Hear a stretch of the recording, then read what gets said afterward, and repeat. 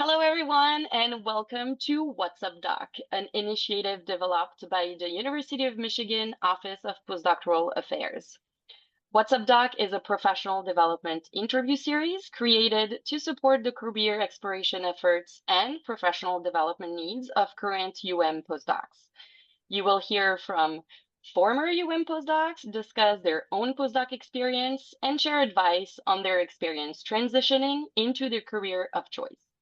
We hope you will get the answers you want and need to make an informed decision about your own career. I am Anne-Sophie Borer. And I am Maureen Bonnet.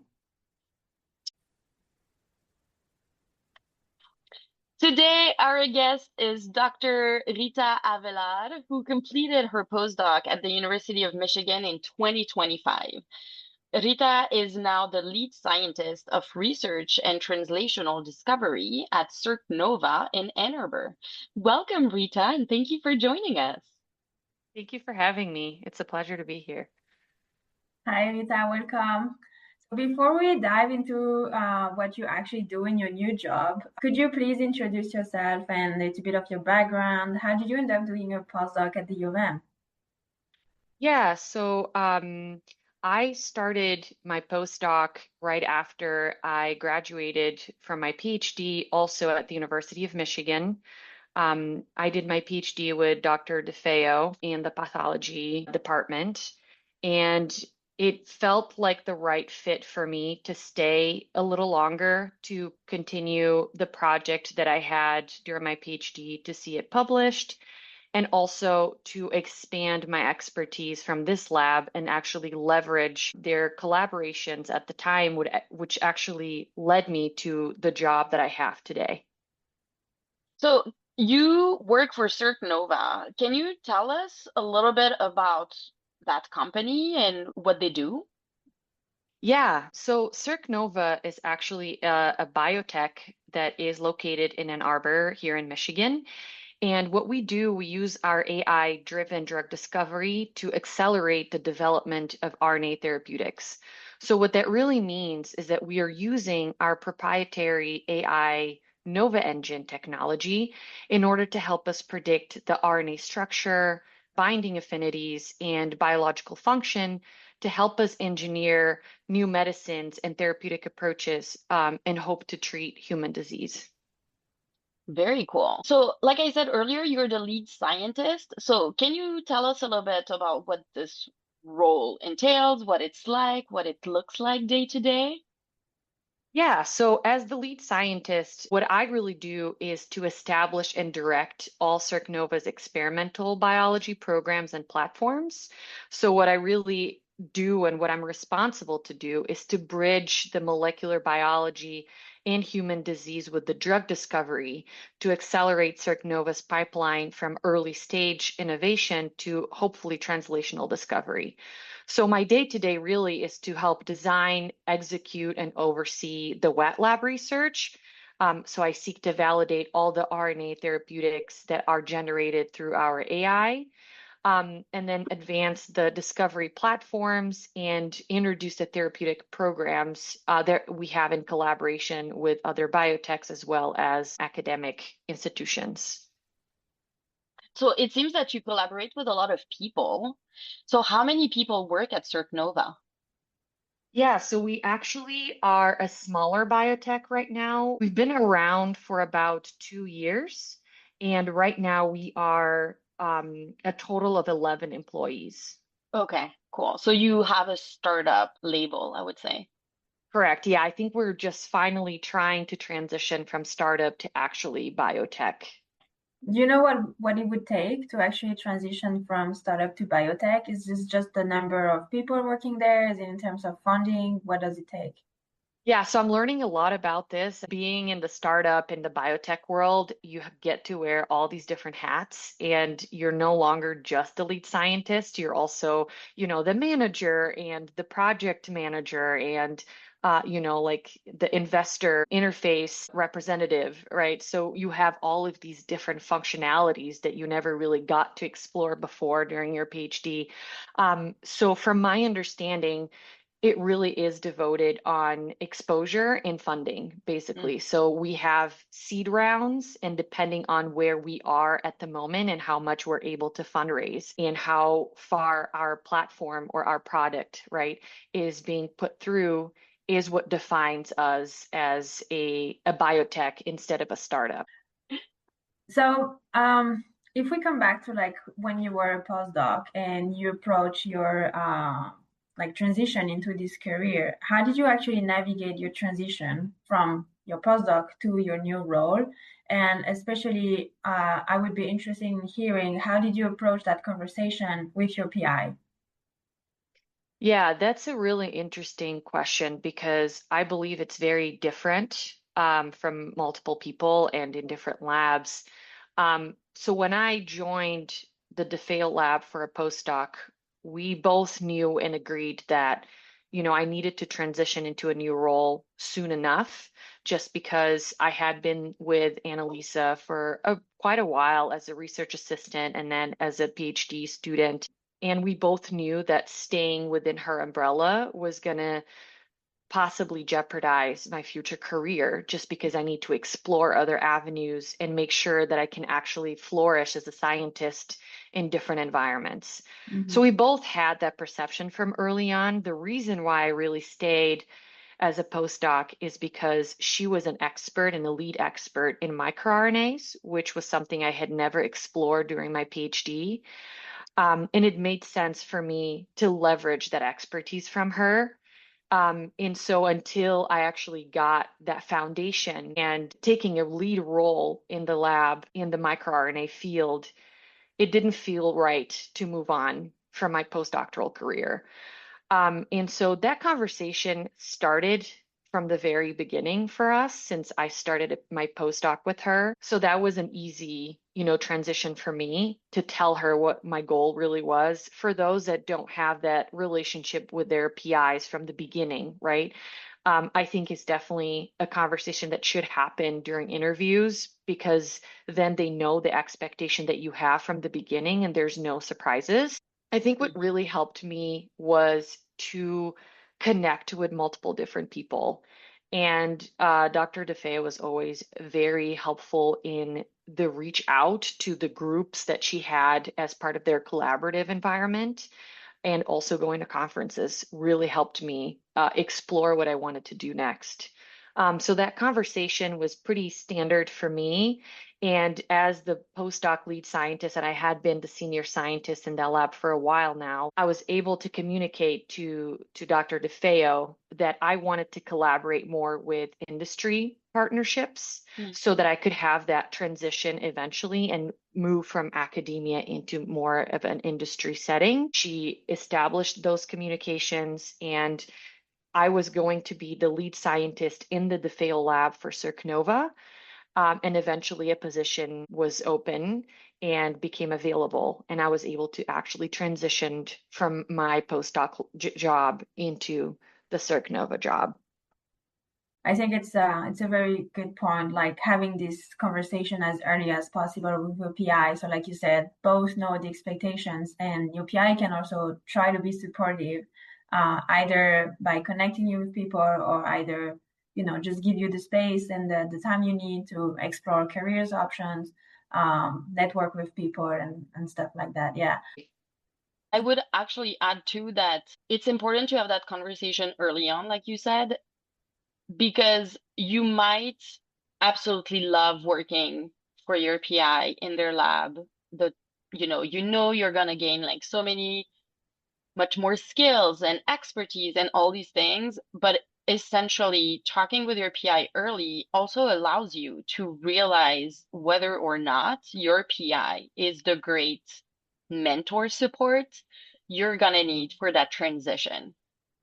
And if they're not, that's fine. But at least you know it early on so that you can, like you said, go and find other people to talk to, like, have informational interview, which is kind of like what this podcast is about, but also like start networking to find those people that have those connections to really help you long term when you're ready to transition into your next career. I couldn't agree more. And it was really interesting for me specifically because I transitioned from a graduate student role to a postdoctoral role in the same lab, and Mm, actually watching my PI adjust to my new needs and my new role was actually really telling on how important that mentorship and support is to adjust with you and your role. The biggest reason why I think I recommend to talk to your PI right away is so that they know what you were looking for, because some opportunities come from random conversations that they're having at, like, not only conference but even sometimes just during class or doing Mhm. any other type of yeah, interactive scientific communication. And they're like, oh, I know someone that is actually interested in following that career. yep, I should put you in touch with that person. And if you never mentioned it before, you are not going to be in the back of their mind when these opportunities Yeah. come about. I tried so hard to find a job that like fit exactly my skill set, and that's exactly my dream job and what I wanted to do.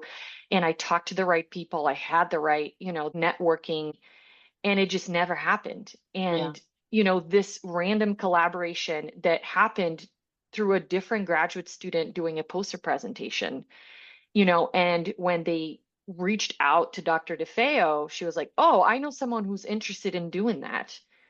And she would have never known. She would have never thought about me, or, she could have not even taken that opportunity with that collaboration because she didn't think of someone that could take over if she had too much going on in her lab. And so I think that really speaks for, like you said, there's a balance and there's definitely a supportive environment and communication that has to happen between you and your postdoctoral mentor in order for them to even know how to yeah, help you. It's actually very true. And as we're conducting more interview for the podcast, something we've learned about people transitioning is sometimes they transition into their career with intention. That's the career they wanted, the job they wanted. But most of the time is some kind of like you were at the right place at the right time. It's kind of Mhm. serendipity or luck.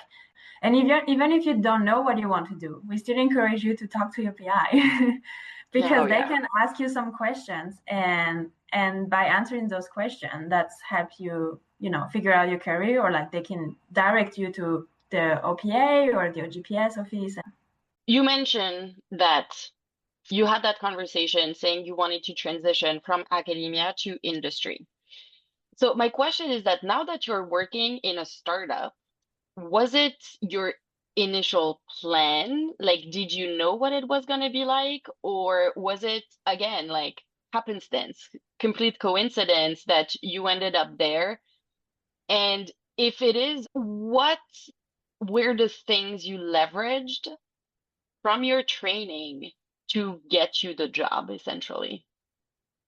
That's a great question. I actually never really brainstormed about that particular thought. So I would say that, first of all, biotech or the startup world is definitely something that you learn in the theory, but practically completely different, I would say. I knew to expect, like you're going to have to wear different hats, and the company starts kind of like small, and you have to be there supportive of each other, and different people will have different expertises that they will leverage in different scenarios and situations. But it's so much more than that, right? Like startups are really just new and they don't know what to do, and maybe they can be the third or the fourth try of a CEO because they're also learning how Hmm. to adventure through their network, right? Like our CEO is an exceptional fundraiser, but also she came from the automotive industry. So how is she in the biomedical field, right? Like you just get these completely different exposures that you never really thought about. And I'll tell you, like, you really have to have a very talented team to come together and to work together in order to be able to succeed. And we are really the example of that. And I don't say that just because I work there, but it's just like amazing how these completely different talents that come from different backgrounds can come together and just be amazing at what they do. Mm. And, like my background is pure biology. and actually protein biology and oncology. And now I'm doing RNA biology and a completely different, disease setting and neurophysiology, and need to leverage AI, which I had never had exposure to, right? So you can't really train for this. You kind of just go with the flow, and you just have to be really open-minded and willing to explore and to just risk. And that's what I really like about the startup world, is that every day is different. You don't really have a set expectation, and it's going to go that way every time. Obviously, with that comes, risk. And that risk for us postdocs is something that it's definitely outside of our comfort zone when we leave Michigan. And we have OPA has been incredible for me specifically, OGPS. And as a graduate student, I leveraged so much of the Rackham opportunities as well. So it's a little different, and I'm a little bit more used to that, having that support. And in the biotech world, you kind of just like are out for yourself. And for me as an international postdoc, that risk sometimes is a little bit scary just because you never know what's going to happen. Funding is very volatile, and it can happen that you're not going to be able to continue in that position for a lot longer. And that's a little scary because it's less stable. And, having to work my visa situation with my working permit is definitely something that I need to keep in mind. And that was a lot more stable at the University of Michigan. But I work with incredible people, and they're very willing to see me through in this role. And that's what I have for me that a lot of people unfortunately don't have. And I'm honestly rediscovering my whole career. And this is nothing what I expected. As a PhD student, I actually did an internship at Merck. So I knew I wanted industry then. And that's really when I had my first taste of what it felt like to be outside of academia. That's what I wanted to do. That's what I thought I wanted to do. I wanted to go into industry. I wanted to go to big pharma, to have a stable job, a 9 to 5 that would still give me security, but wanted to explore and be independent in my research career. And when I interviewed for the biotech and really asked each person what they would do in their day to day and how they would leverage their scientific ideas, I fell in love with it. And I honestly do not regret it at all. So you said you did an internship at Merck. And so what are the main differences you see between, kind of a big pharma like Merck or a big company and CircNova? And what made you choose a small company versus going back to Merck or another big pharma? Yeah, that's a really great question. I ask myself that question almost every day. Just because like something big as Merck, right? Like I said, you have a lot of financial stability, or at least more than the biotech world. And I would say the programs are a lot better established. So you kind of get hired for a discovery program that at least initially what the main overall goal of the company is, right? And these companies are very well established, and they have been doing this type of work for a really long time. What I love about the big pharma is the type of people that you learn from, right? Like you have very experienced people that have done this for a really long time. They are very well knowledged in what drug discovery is, what the oncology opportunity really looks like, right? And you have scientists from all over the world and from all kinds of backgrounds. You work with chemists and with the pharmacology group and the in vivo group. So you really are this giant group of people that you really learn from. In the biotech, right, you start small. And what you don't know, instead of reaching out to an expert that is in your group, you have to just go and figure it out yourself. So that was scary in the beginning, like because I have an oncology background in proteins.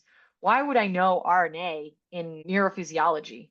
Right? It just like you become an expert in such a niche field that you're comfortable with, then you kind of forget that you have a PhD and you can adventure yourself through other expert fields. So that is something that I thought I wouldn't thrive in, and I was definitely wrong.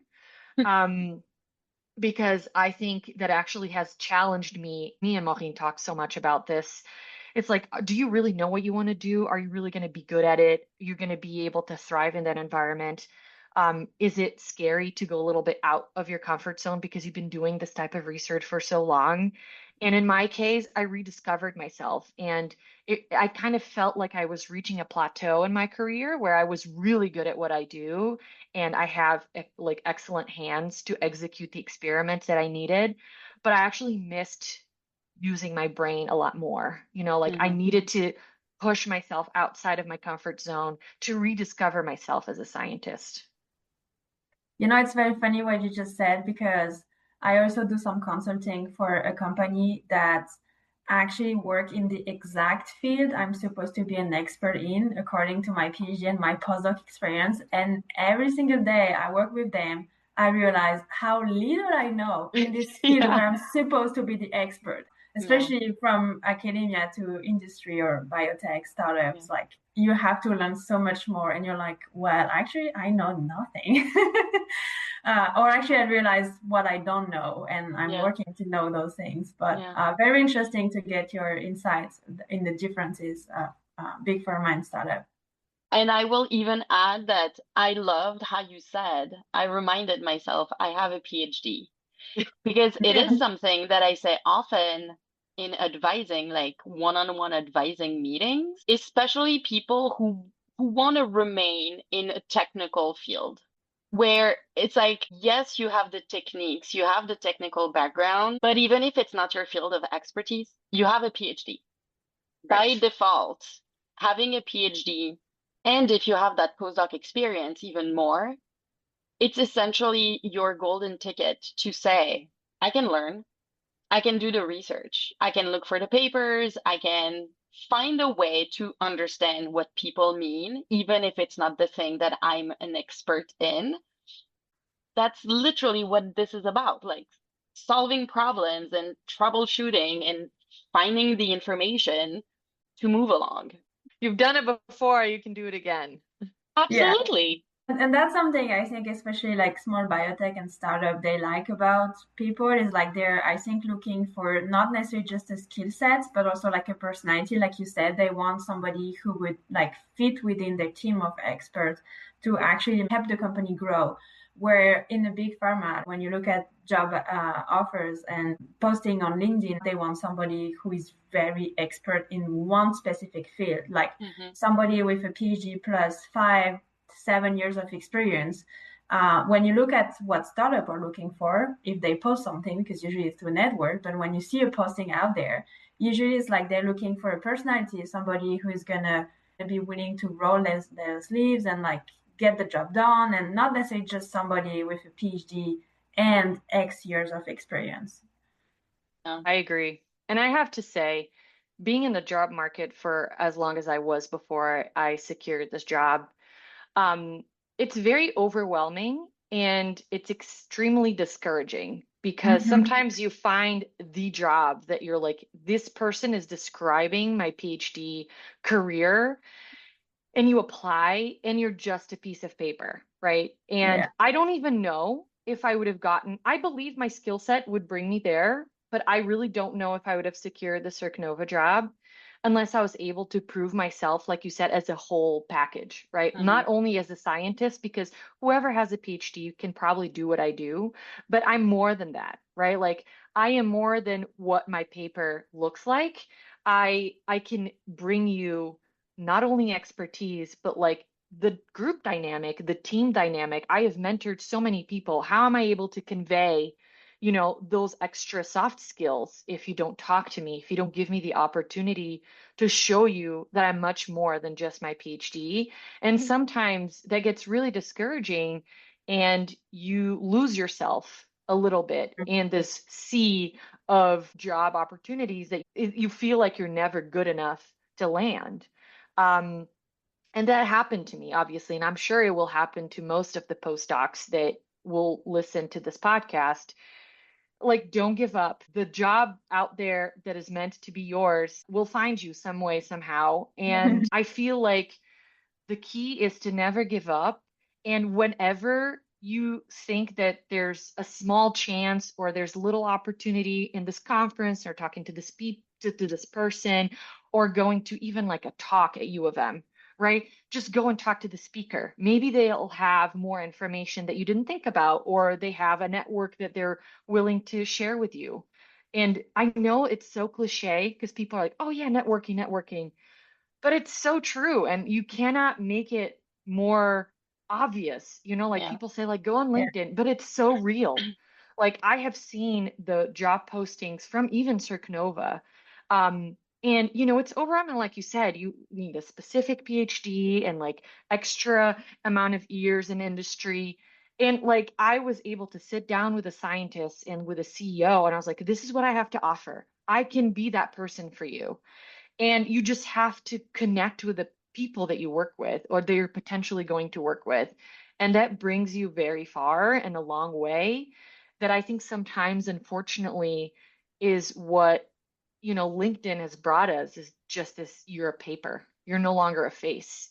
And Yeah. it's really hard to convey yourself and what you can do without that personal, interaction. Mm. Mhm.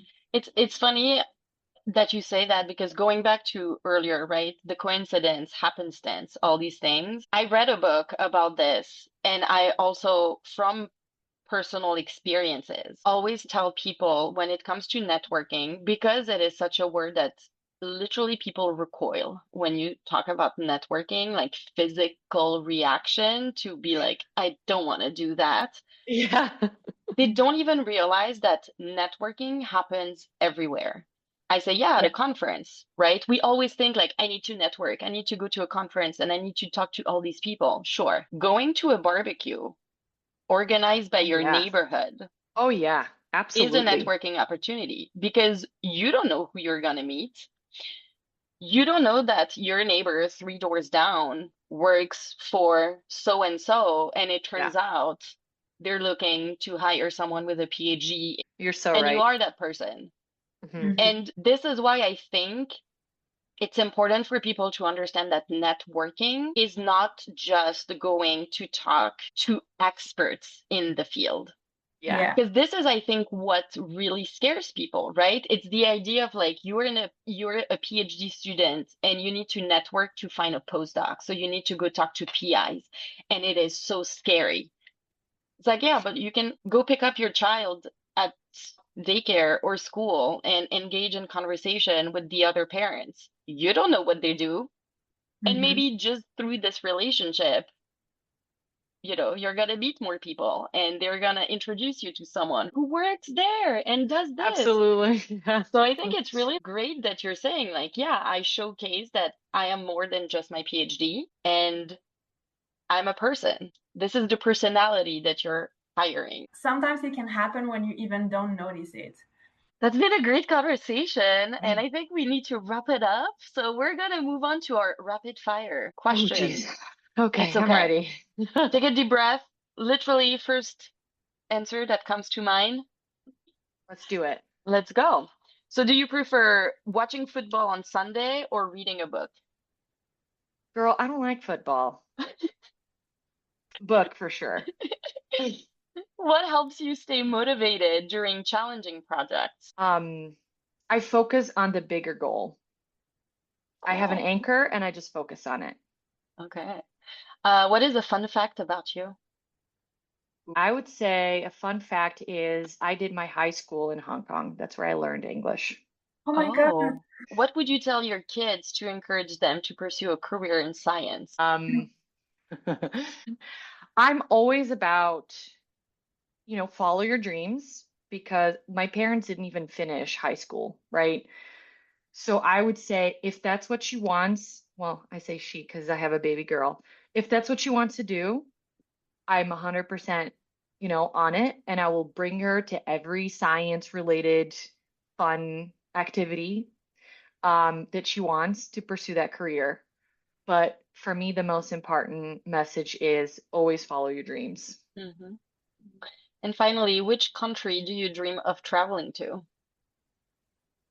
You better say Ooh, France. I've already been there. Dream. Okay. I would say. There is no one country. I would love to do a tour through Europe because I am from Portugal and it's ridiculous that I have not traveled enough around Europe when I was there. And even honestly, shame on me, I should definitely travel around Portugal before I Oh, adventure myself through other countries because there's like, I haven't even been to the islands. Yeah, Portugal. I will say my final answer is Portugal. oh. Great. Thank you. Thank you so much, Rita, for sharing your journey with us, sharing your tips and insights. For our audience, if you want to know more, please make sure to connect with Rita on LinkedIn and just add a small message that you've listened to the podcast and you want to learn more about her journey or her job. Thank you again, Rita, and we wish you the best. Thank you guys so much. I really appreciate this initiative, and I hope that you guys can help all postdocs out there because you're not alone. So, yeah, feel free to reach Yeah. out. I'm more than happy to share more of my story or even my network if that helps you. And best of luck.